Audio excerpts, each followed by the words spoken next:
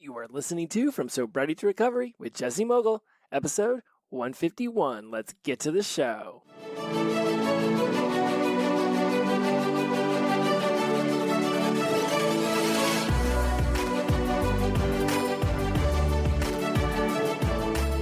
Welcome back to From Sobriety to Recovery. I am your host, Jesse Mogul, and I am in addiction recovery. Boy, oh boy, we have had two amazing episodes the last time. I've talked about my 5 years in sobriety and recovery, and then last week we discussed the matrix in sobriety, which I know was a lot. And in many ways, this show has become a lot. This show has become a lot more than I thought it was ever going to become. This show has become a lot to a lot of people. It's become a humongous part of many of your addiction recovery, your sobriety, your journeys. It has become a huge foundation for so many, and I'm honored and will always be honored that you make the time to listen to me and to dive into this material and to embrace it and to apply it and then to evaluate and apply and rinse, wash, repeat. It's phenomenal. It is absolutely phenomenal. And because we're at the 151 mark, just hit 5 years in sobriety, just broke the 3 years anniversary of the show. I loved my little matrix in sobriety from last week, and I got some pretty hilarious comments about that via social media. And so I'm glad that so many of you liked it, that it seemed like I got us lost in the matrix. And yes, for one of you out there, it was like, which is just like the movies The Matrix. You just get lost in what's going on.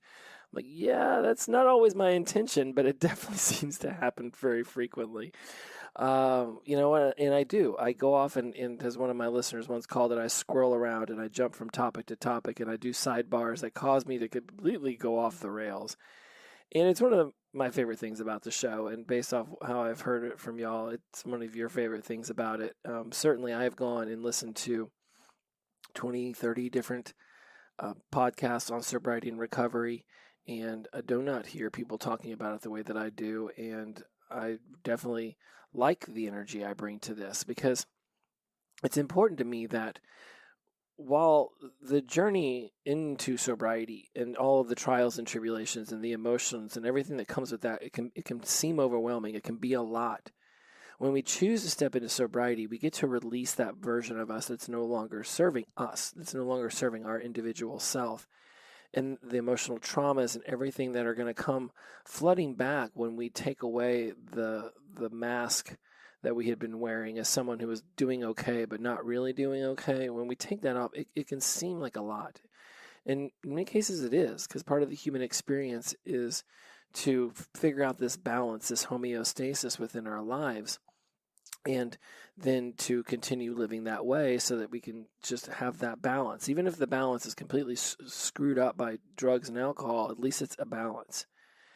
Tony Robbins once said, the brain and the mind will do anything possible in order to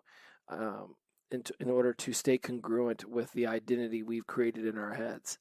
And congruency is this desire to stay connected, to maintain. Right? If something feels incongruent to you, it doesn't feel right. Something feels off about it. So the mind wants to keep us congruent with the identity we've created for ourselves within our own minds. This is why when you say I am statements like I'm not very smart, or I'm overly emotional, or I'm a loser, or I'm not good at this, those I am statements, those if said enough times actually become the identity you have about yourself.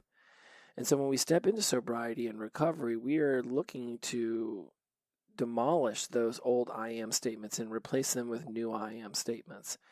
And it's a journey. And it can take, certain things we've been telling ourselves or have been told to us since we were little, knee-high to a grasshopper. It's going to take some time to break through those. And certainly NLP and the processes of going in your brain and reframing and re-experiencing some of these memories can help. I'm going to do a whole episode on how NLP can be embraced in sobriety and recovery, because for me it was the turning point. When I discovered NLP at month 4, everything changed. the practices of overcoming my traumas and being able to go back into memories and experience them a different way, taking the lesson from it and leaving the emotional baggage and the trauma in the past where it belongs was groundbreaking to me. I still do it every single day to myself. And NLP is life. It's how our five senses bring information into our minds, and then how we filter it and how we process it in order to create the reality we think we're living in inside of our minds. And that's it.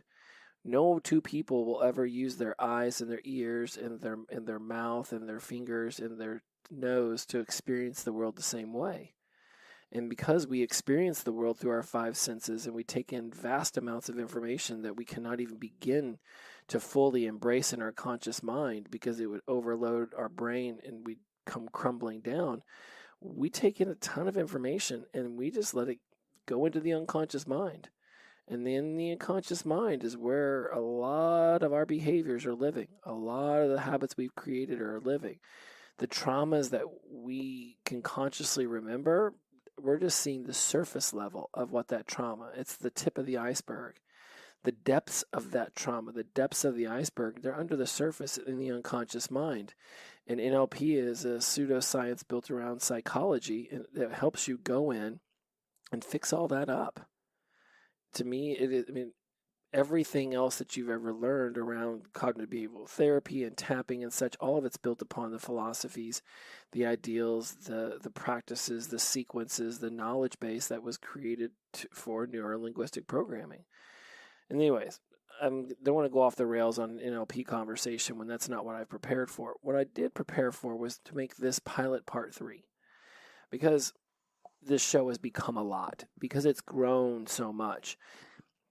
And a part of me really wants to go back and reshoot the original pilot, and somehow I would love to be able to have the original pilot behind the new pilot, just because I think it would be great to go back. I've listened to the original pilot so many times, and the show has grown beyond what I thought it was going to be then. It's not really a good pilot anymore.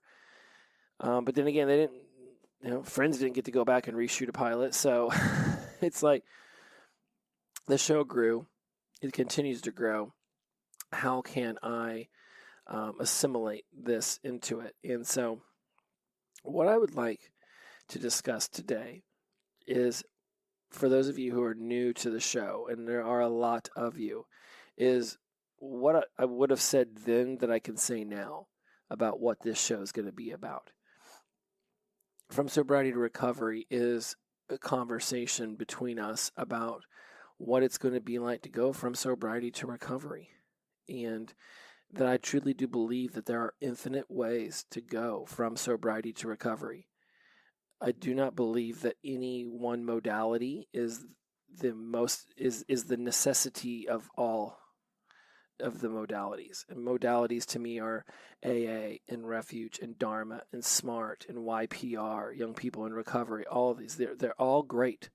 They all have a place. Every single one of us has embraced something about one of these in some way, or we've walked away from one of these in some way for a reason. And for me or anybody else to sit here and tell you the only way you're going to find success is if you go to AA or Refuge or Dharma or SMART would be ridiculous, because there is no guarantee of success when you first step into sobriety. The only predicator of the success is going to be your effort and your willingness and determination to continue to push through that which you find extremely uncomfortable. It really is. There is going to be a ton of uncomfortability in the first stages of sobriety. There will still be uncomfortability in the 5th year. I'm still pushing myself through things that I honestly would have thought I would have figured out by now. And I know I talk a lot about, not having expectations, not judging myself, and that's great, and I truly do believe it. But there's times, like me and one of my peers were talking about the other day, when it's the human dilemma. It's the human experience that we all are going through, that emotions and thoughts come about, and there are times where our actions and behaviors aren't congruent with who we would like to be now. That's that cognitive dissonance that I talk about in the previous episode. It's part of the human experience. It's okay. It's okay not to be okay. It's excellent not to walk around spewing out toxic positivity, because heaven forbid you should have to, just stop for a moment and realize shit ain't going well. And that's okay that some things don't go well. What's not okay is sitting down and saying, well, that's just it. I'm done. I quit. I'm going to go back to the way things used to be. Because let's talk frank for a moment. It wasn't that good. Bouncing from hangover to hangover to hangover, and questioning my behavior and questioning myself, and wondering if the people around me were really my friends or just using me for the drinks or the drugs I brought around. I mean, when people are like, I should just go back to the way things were, it's so much easier. I'm like, really? Or is it just easier to convince ourselves that it was easier back then? Because heaven forbid we should have to push through this painful moment right now because we're having an emotionally triggering moment. The only guarantee I can make about your journey from sobriety to recovery is that if you quit and go back to drinking, you won't ever feel the peaceful serenity that comes from fully embracing addiction recovery.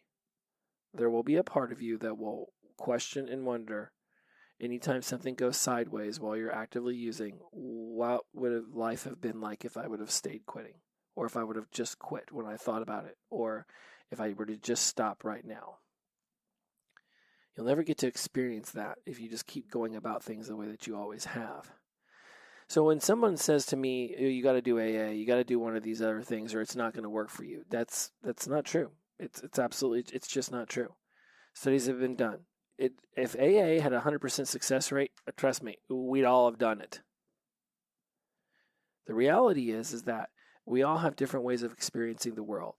That's what we talk about with the NLP.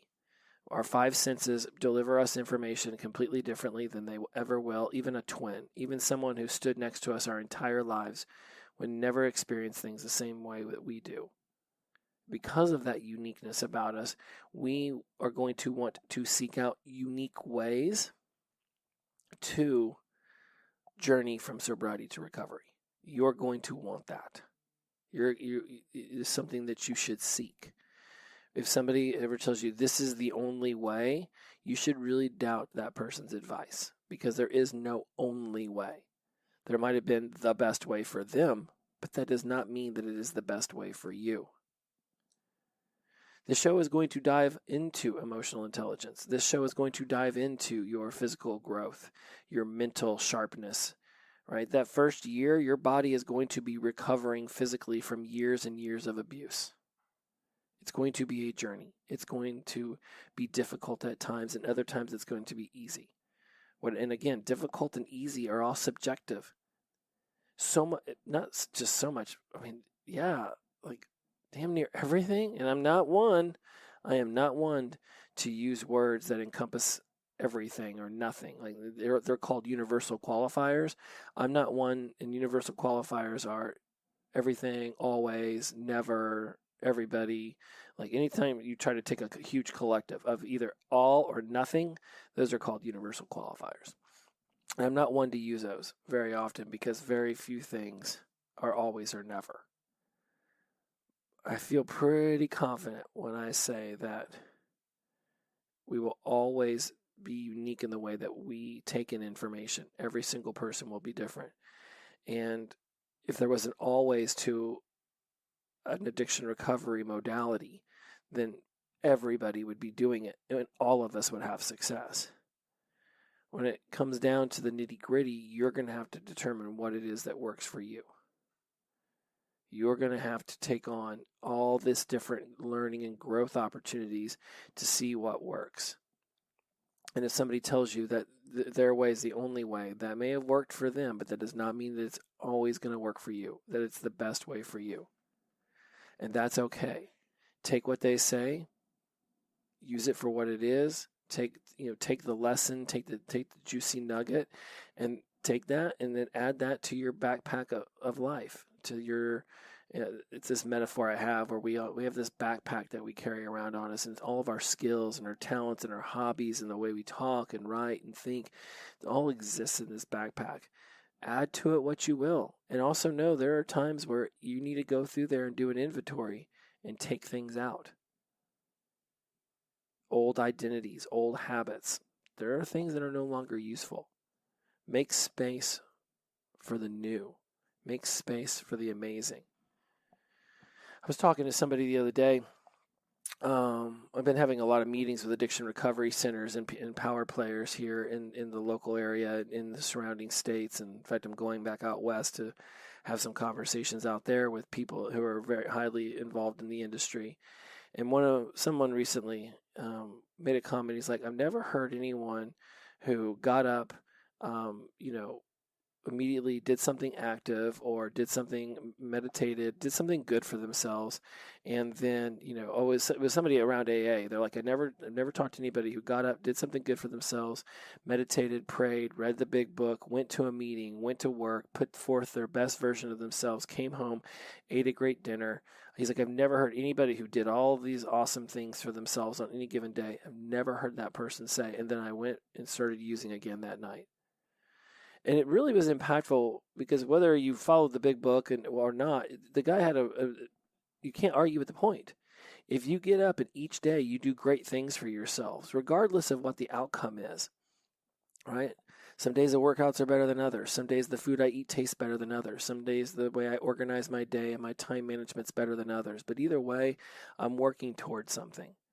And coming up podcast episodes, we're going to talk about your purpose. What is your purpose around your sobriety? I want to talk about these big, huge meta, quantum ideas. And I get meta and quantum are super big buzzwords in the marketing world right now. I think Facebook even changed their name to Meta. But the idea is like things that go so high above, it's like we're almost talking theory.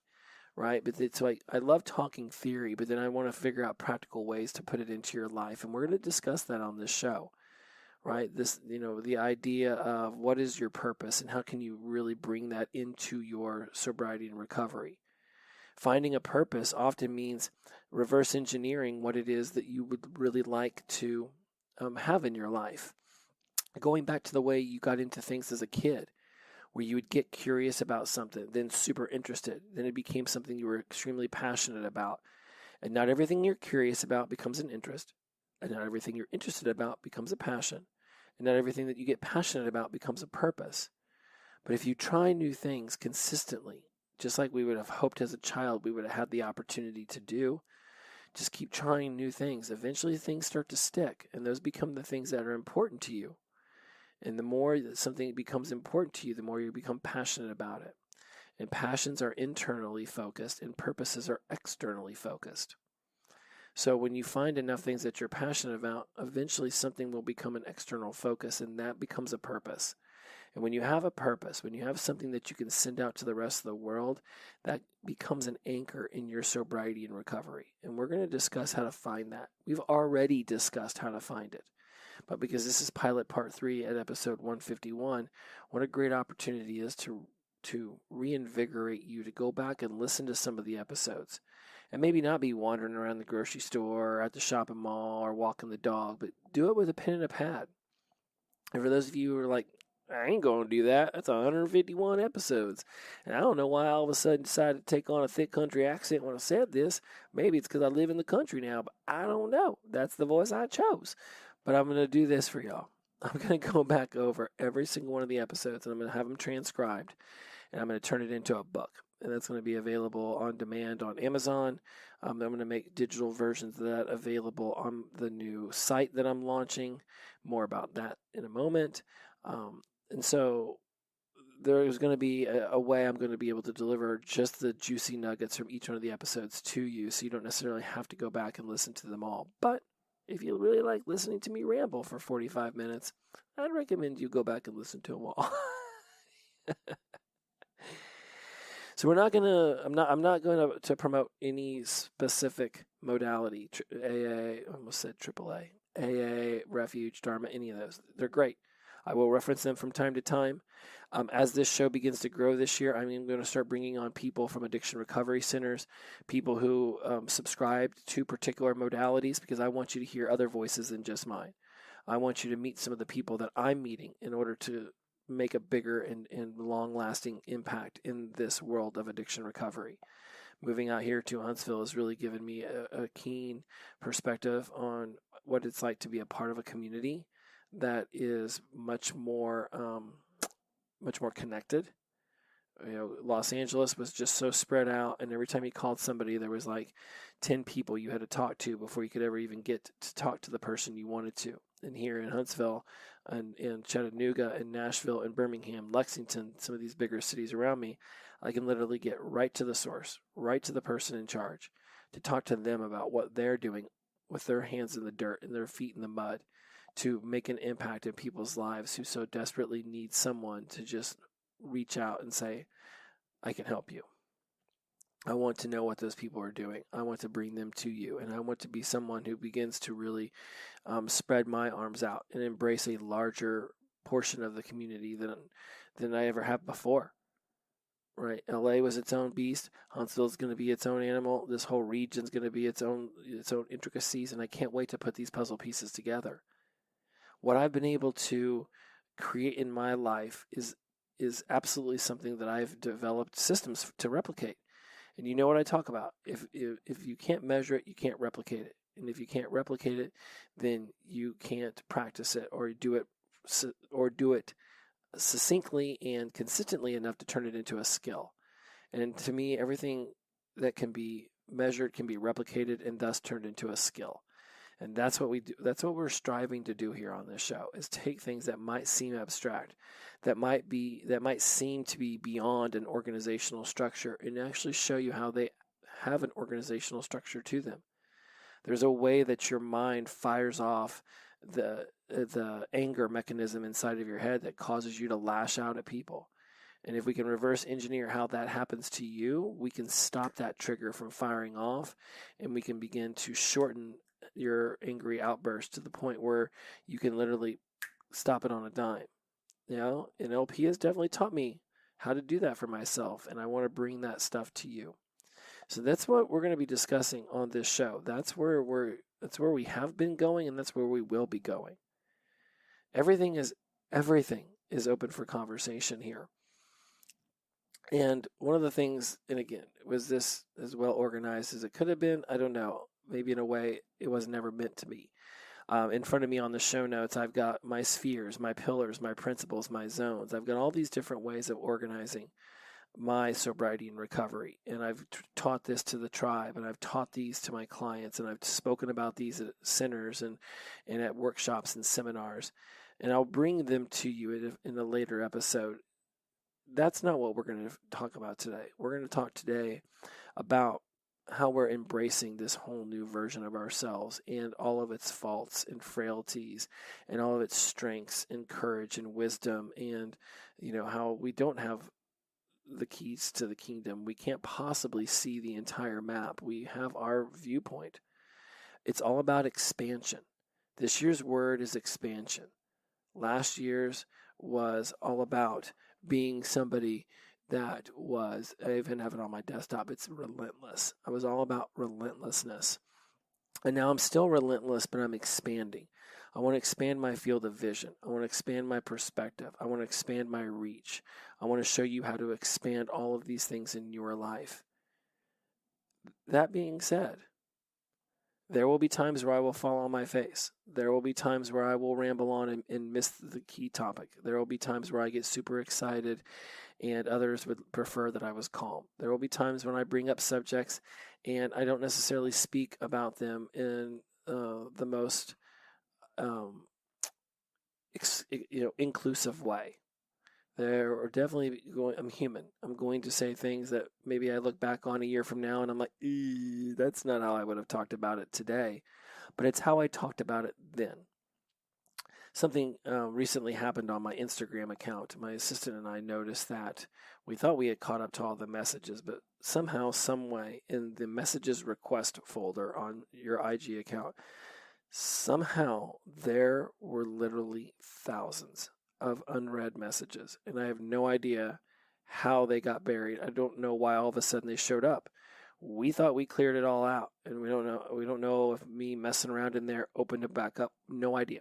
No idea. All I know is within like the last week or two, thousands of message requests showed up.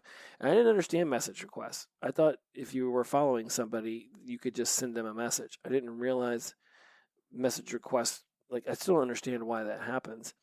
Maybe somebody's got a blocked account or like a private account, so when they send something, that's how it does it. Not the point. Point is thousands of messages.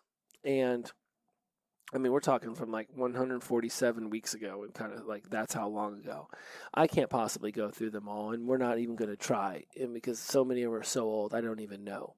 But I do know that I came across one that was flagged by my assistant, and basically the person was loving the podcast until they got to one where I started talking about judgment, and I suppose without having gone back and listened to it, just taking what the message said, that I talked about not judging other people for how they believe or feel, or right, to be inclusive, not exclusive. But I guess in that process, I brought up Trump. And actually, from her perspective, I had Trump shamed.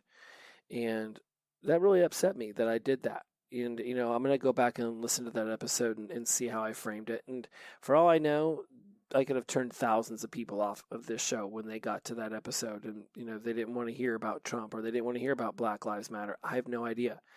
I feel like for the most part I've done a good job of being inclusive over exclusive, and I've kept away some of that social stuff because most people don't want that here. They come here for what they're doing for themselves and how they can open their minds. And so I feel like I've done a pretty good balance, but this one particular listener, who I assume is not a listener anymore,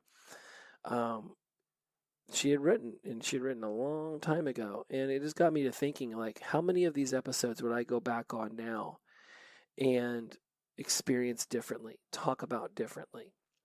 And so this was a thought I'd had before her particular message, but now it seems even more appropriate, is that I'm going to go back through and through this transcription and listening to these episodes again, we're going to start to do some revisits and see where has the growth in my mental acuity, in my physical development, in my emotional intelligence. Where would I go back now and listen to something I talked about in episode 8, 17, or 24? And how would I talk about it now as compared to how I talked about it then? And it's going to be awesome. I'm super pumped, and this is one of the ways I'm going to turn this whole show into a book. And this will honestly help me develop my overarching book idea, the one I've been talking about for a while now, of great, you're sober, now what? I've always wanted to figure out how to take this show and turn it into a book. So first step is going to be to take the show and turn it into a book, and then turn that book into a more easily digested book by people who've never listened to the show.